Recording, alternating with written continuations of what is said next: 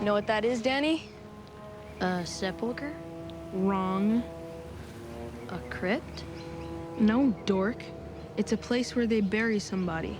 Or should I say, what's left of some body. And his name was Curtis Danko. Everybody's scared of the curse of Curtis Danko. He was like a nerd, he was a geek. He kind of kept to himself. He was a young boy who died quite mysteriously.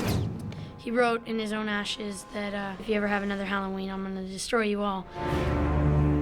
Since that day, 20 years ago, Walker Falls has never had another Halloween. The story was written by R.L. Stine, When Good Ghouls Go Bad, and we've since had a few people adapt it and work on it, and the latest being Patrick Johnson, who has adapted R.L. Stine's story for this movie and is directing his own adaptation of it. And I thought, you know, this is just scary enough to make you shiver, but it doesn't then go off and veer off into sickness, and doesn't get twisted, it doesn't get into grotesquerie, it doesn't try to you know, disturb you. It tries to make you giggle a little bit and make you, that's that nervous sort of poltergeist laughter.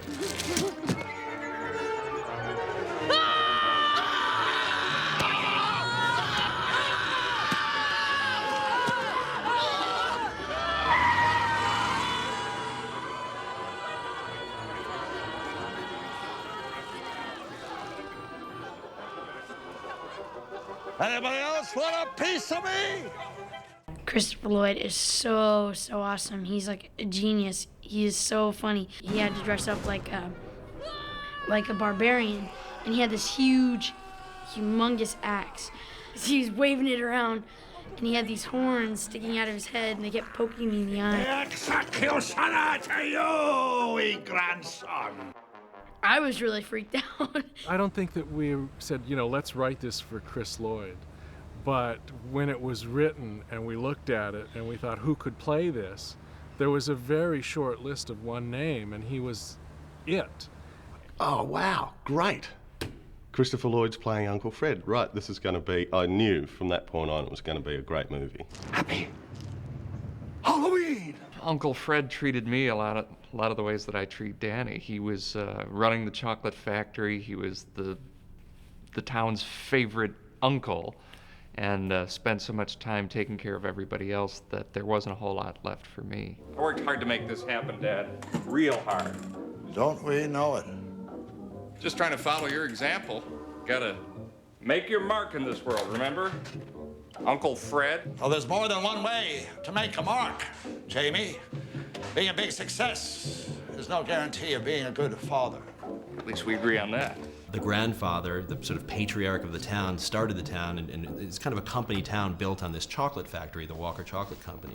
For some mysterious reason, 20 years ago, Uncle Fred shut the factory down just after the mysterious death of one Curtis Danko, and no one could ever figure out, was there a correlation? Why shut down the town's heart? If you want to believe in the legend of Curtis Danko, then my old man had no choice but to shut the factory down in order to save the town from certain doom.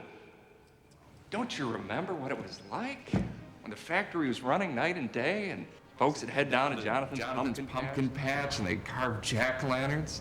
How us kids would start to get our costumes together, our entire lives devoted to the pursuit of one night of fog and pranks and first kisses, and of course the biggest prize of all, a big fat bag of candy. Well, we can have all of that back. All we need is to start up that old factory again. It's all still up there, folks. The machinery is oiled and ready. The ingredients are in the hoppers. Miss Vanderspool and I even ran a test batch of the old recipe to make sure that it was as good as we remembered. All I need are the people to make it all work again.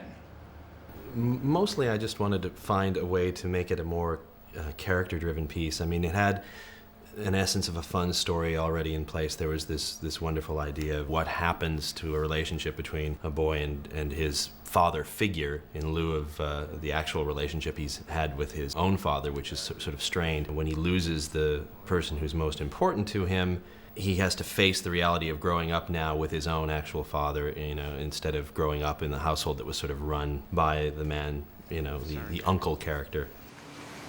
I know you miss Uncle Fred. I miss him too. Why? Why do you miss him? What about him do you miss? His crazy costumes? His toys scattered all over the house? Or do you miss him acting out stories for you? Or helping you with your homework? Or playing slot cars with you? Or building models? Or sharing his space food sticks with you?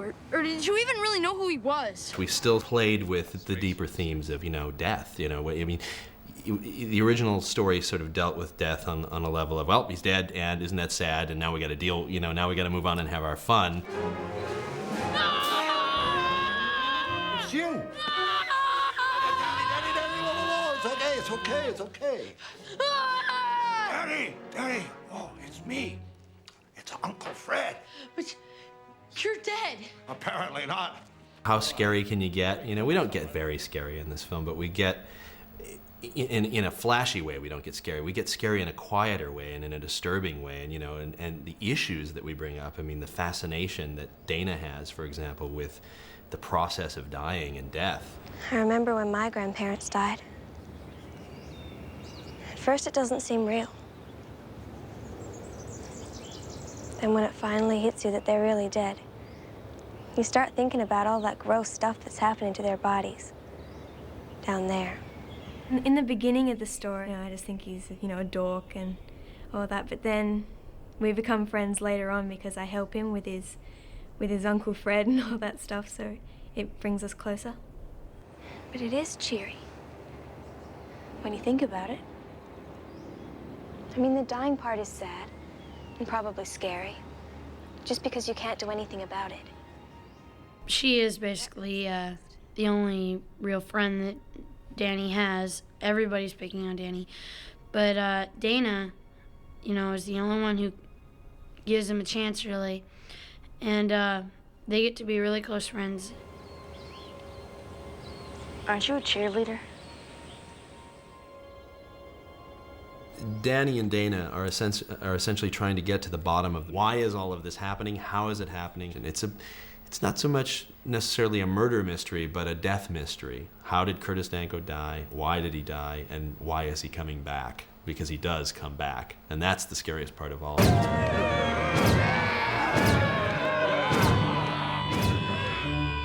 I've never done a film with so many special effects and, with all the body parts and all that stuff.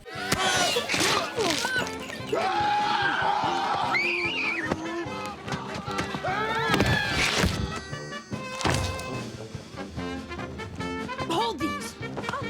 I think I'm gonna be sick.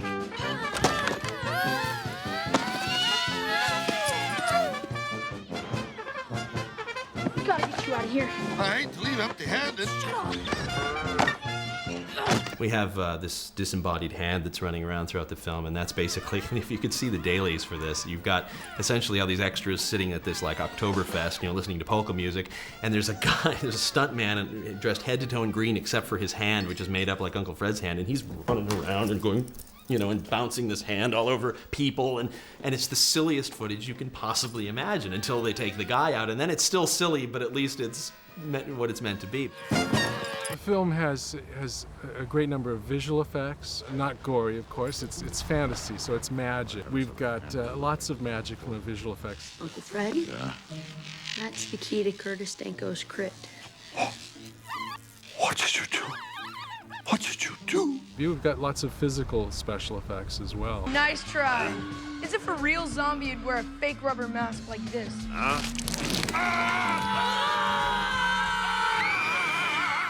In a movie like this, where you're using puppets and green screen, and you've got disembodied hands, and you've got Curtis Danko, who is a creation of many different techniques, but you're never going to be able to just sort of shoot the scene the way you want to shoot it and just cover it from a few angles and there you got it like you can with normal real actors. You have to just like have the puppet walk through frame and it's sort of, you know, it'll get a couple of steps right and then it'll wobble and its head will go, you know, or the servos that are moving the eyes will go, you know, and so you, out of 90 feet of film, 1 foot will work, but that 1 foot will be magical. I have one last thing I'd like to do in the time I have left. What's that? I'd like to take your mom dancing with the fireflies.